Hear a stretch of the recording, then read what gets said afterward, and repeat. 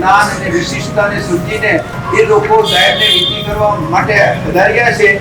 એમનું નામ કહું છું, મનસુખભાઈ સંભાણી RSS, સુરેન્દ્રનગર વિભાગ કાર્યવાહી ડોક્ટર વિજેશભાઈ ત્રિવેદી RSS, माननीय संचालक सुरेंद्रनगर जिल्लो, राजेश भाई उपाध्याय जिला मंत्री VHP, धीरेश भाई जोशी कार्यकर VHP, भास्कर भाई मकवाणा जूनागढ़ विभाग संगठन मंत्री VHP, राजू भाई काचवाड़ा नेता श्री शासक पक्ष सुरेंद्रनगर बुधरेज नगर पालिका, मिलिंद भाई कोठारी चेयरमैन श्री खरीद समिति सुरेंद्रनगर बुधरेज भटवाड़ नगर पालिका, चंद्रशेखर भाई दवे प्रभारी श्री भावनगर शहर भाजप.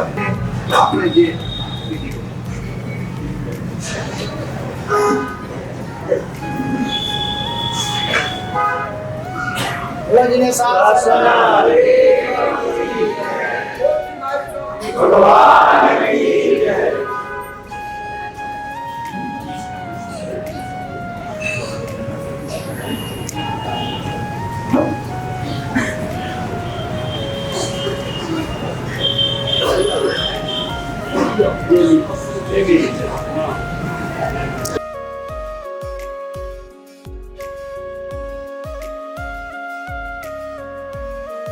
बड़े सौभाग्य से हमें आर्य देश में जन्म मिला है.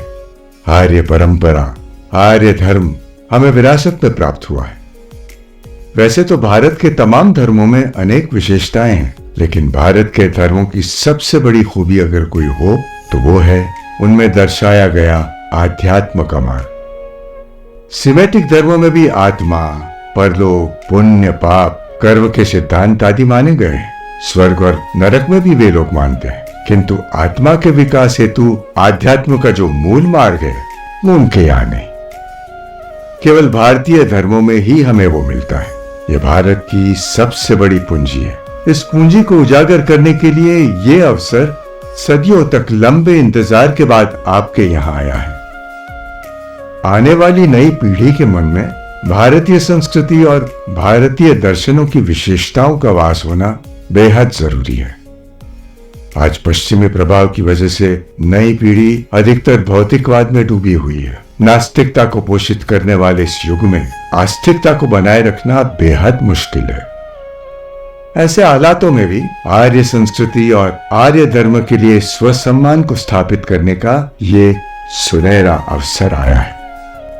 इस अवसर पर मुझे याद आ रहा है कि जब राम मंदिर का शिलान्यास था तब मोदी जी ने आशीर्वाद मांगे थे और हमने उन्हें आशीर्वाद पत्र लिखा भी था कि एक सोमनाथ था जिसके जीर्णोद्धार का सौभाग्य वल्लभ भाई पटेल को मिला था, और आज ये राम जन्मभूमि है जिसके पुनरुद्धार का सौभाग्य आपको मिला है.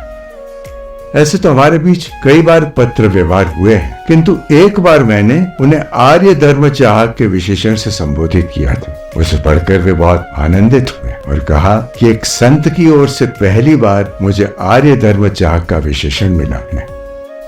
खैर, मेरा आपसे यही अनुरोध है कि आर्य धर्म और संस्कृति के लिए जो सद्भावना आज उजागर हुई है उसे बढ़ाना और टिकाए रखना अत्यंत जरूरी है. नई पीढ़ी आर्य संस्कृति और आर्य तत्वज्ञान के करीब आए, उससे वासित हो, वो जरूरी है. इस दुनिया में अनेक देश पश्चिमी आक्रमणों से ग्रस्त हुए हैं. उनकी संस्कृति, धरोहर, परंपराएं नष्ट हो गई है. रूस और चीन कम्युनिज्म में समाहित हो गए हैं. साउथ अमेरिका, ऑस्ट्रेलिया, कनाडा आदि क्रिश्चियनिटी में परिवर्तित हो चुके हैं. केवल भारतीय प्रजा ही ऐसी है जो आज तक टिकी हुई है. भले ही पश्चिमी आक्रमणों के कारण हमारे धर्म, परंपरा, धरोहर और संस्कृति को बहुत नुकसान पहुंचा हो, लेकिन फिर भी ये टिकी रही है. यही हमारी सबसे बड़ी पूंजी है. अब इस पूंजी को हमें संजो कर रखना चाहिए और इसे मजबूत बनाना चाहिए.